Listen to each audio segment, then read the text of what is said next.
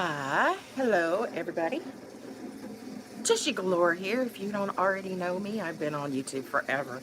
I talk about all kinds of things, but one of the things I'm most fascinated by is paranormal issues. And I know most of my viewers, my regular viewers, enjoy it as well. So, I'm here to tell y'all about something that's definitely part of the paranormal. It's supernatural, for sure, but I don't think it's scary. I've never thought it was scary. I'm going to leave it up to you. You tell me what you think about it. Let me adjust my lighting. I should have already done that, but I didn't. There. I think that's pretty good, right? Okay. So, when I was a little girl growing up in Houston, Texas, or Pasadena, Texas, actually, that's where our house was. My grandparents lived in Houston. Those two towns were just, you couldn't tell where one started and the other left off, you know. So, it wasn't very far to their house, and I went over there almost every weekend. Grandpa would work. He kept himself busy. He was a cool dude.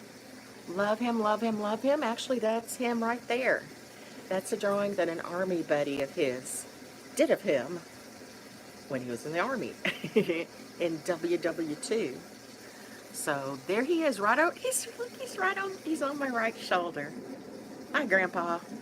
So anyway, but his wife, Marion Kelly Warmack, it's Wayne Elwood Warmack Sr.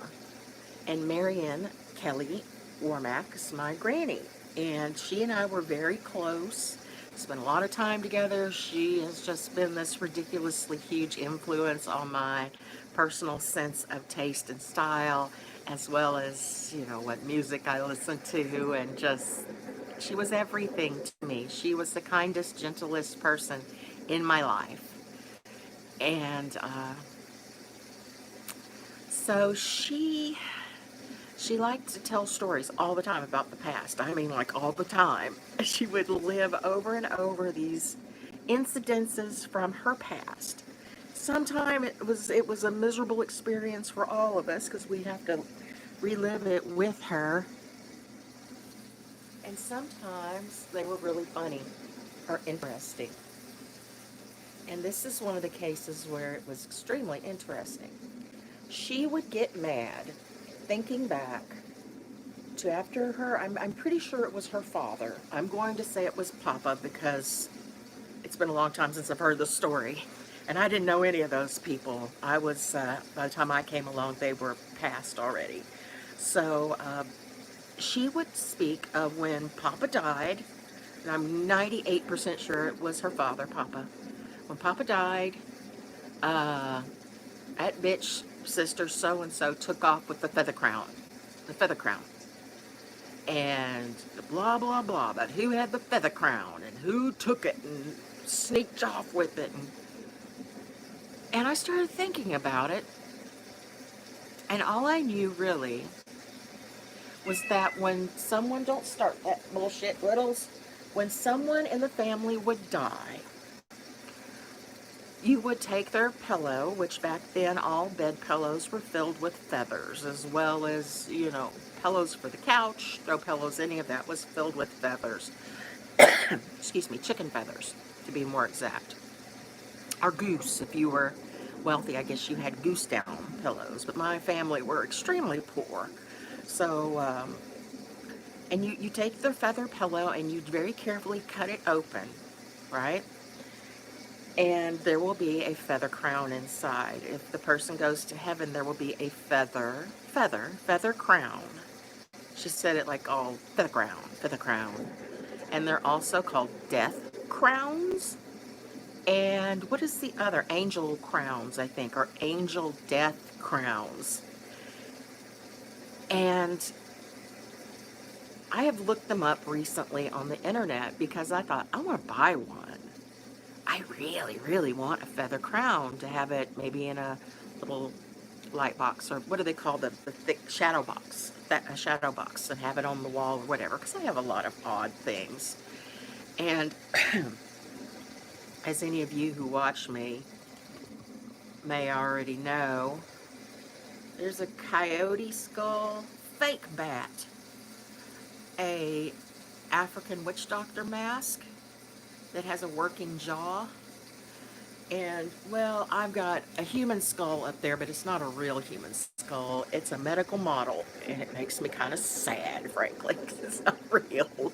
So I wanted a feather crown, but I have found that they are, as far as I can tell, not for sale anywhere, and there were only a few mentions of them on the internet. Now, if I had the ability to edit this, which I don't because this is live, but if I had the ability to edit this, I would add photos. Now, you can very simply look this up, go to your favorite search engine, and search Feather Death Crown, and there will be some photos of them. So, if your relative went to heaven and they were considered like one of God's saints, then there would be a feather crown in their pillow. It would be right under their head. Now, a lot of people believe that the back of the head right in here is an easy spot, kind of a port for spirits to come and go.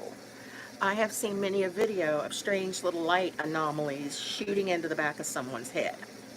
So, it seems to be an entrance exit spot.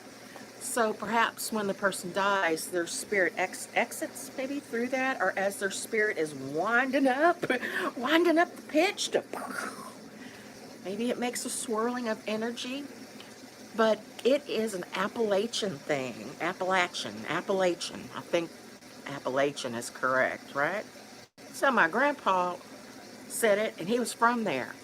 Granny never talked of her family being from there, but they almost certainly were. She was born in Georgia, and then when she was really little, they moved to Florida, and she grew up in the Tampa area.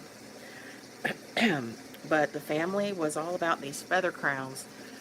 So when you look at them, they're usually pretty small. They're not huge. They range in size from little tiny to bigger. I don't know if there's been any correlation between, like, if a child dies, if it's a tiny one, or I don't know. But they are woven much like a crop circle. The pin end that goes into the bird, they're all in the middle, and they are swirled and woven in layers on top of each other. They're like intricately all woven together to form this little mass, this swirl of like braided together feather ends, and you end up with this little cap looking thing that's made of feathers. There is I forget where it's at, but there is a museum of, I think, Appalachian stuff that has several of them in their collection. But it's just fascinating to me. So cool, so neat. I'd love to own one, but who knows where Papa's feather crown is. I hope some Momo that didn't know the feather crown story didn't mistake it for garbage and throw it away. But I don't know what shows up in the pillow when somebody went to hell. Don't know. Maybe just nothing, and that's your sign right there. So this is a Vlogtober. Keep trying to call it Vlogmas. Day 5. And it's this little celebration of Halloween. I have a few little strange paranormal type stories to tell you as the month proceeds. And that's about it for me. I see one person watching. Hello to whoever you are. I hope y'all enjoyed this.